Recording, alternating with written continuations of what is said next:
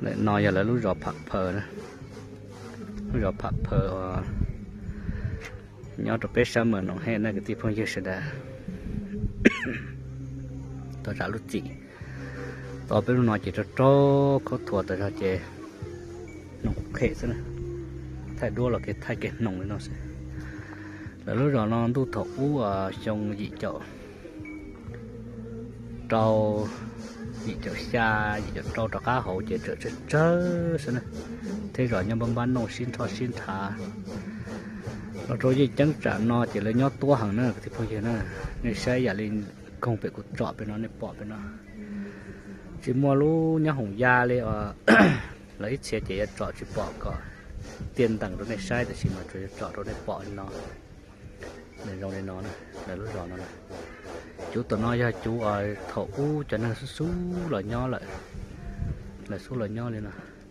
cho cái chế nó thổ như chỉ mua này mua cho cái năng mù sức tự gì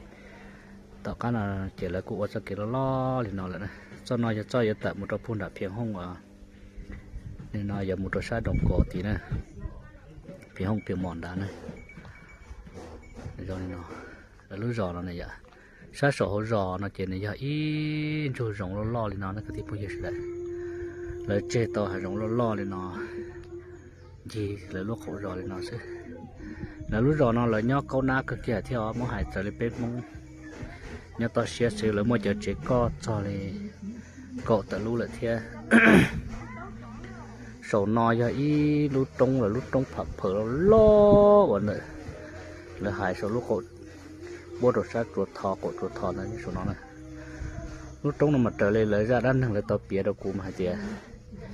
game một cho bố số cho nó một cách chi mà đó số lọ số lệ cái lúc bạn đê mè nhá số chỉ cho có một thọ giống con gà lò no thì có đã các chữ no của tàu chỉ có chỉ thọ chỉ có lò chỉ tàu liền thế chỉ cho trẻ liền nữa giờ lên nông phai tôi một chỗ dở đóแต่ชีตาชีนอจะรู้ประเด็นทางวัดตาแหละนะวัดตาจะเต็มของเรากูจะมั่วแหละเทียช่วยจะมั่วตัวเถาอู้สิว่าจะชงยีเจ้าเล่ายีเจ้าเป้ตะกัดโหจะเทมั่วซะทองแต่เราส่วนนอนในที่จ้องเจในกูจะมั่วแหละเทียสมัยถอดทอมบ้านอ่างที่เจเจอมั่วแล้วเนอะแล้วจะตู้พึ่งรังตัวย่อขนอนเล่นเจมโซเจอมั่วตัวสิสิ่งเดียวเราตัวเจาะนอนเจในที่จ้องเจกูchỉ mua lợn thôi này, đợi là hay. Xem này, nó rõ nó nhau thì nó này, họ tao nó thôi là chỉ này cho nú tuột chỉ để trên này chỉ bỏ trong tới gì, chọn nó rồi này tao bỏ nó, cho chú thì nó bỏ to chỉ mua đây này, nó bỏ to mà chỉ đây bỏ tí nhau kế tí nữa, chỉ mà giờ chỉ mà trên nhau cho nên một chọn có sát tí rồi nhau tao nó chọn thì nó sẽ cho nên tao bỏ nó sẽ đây.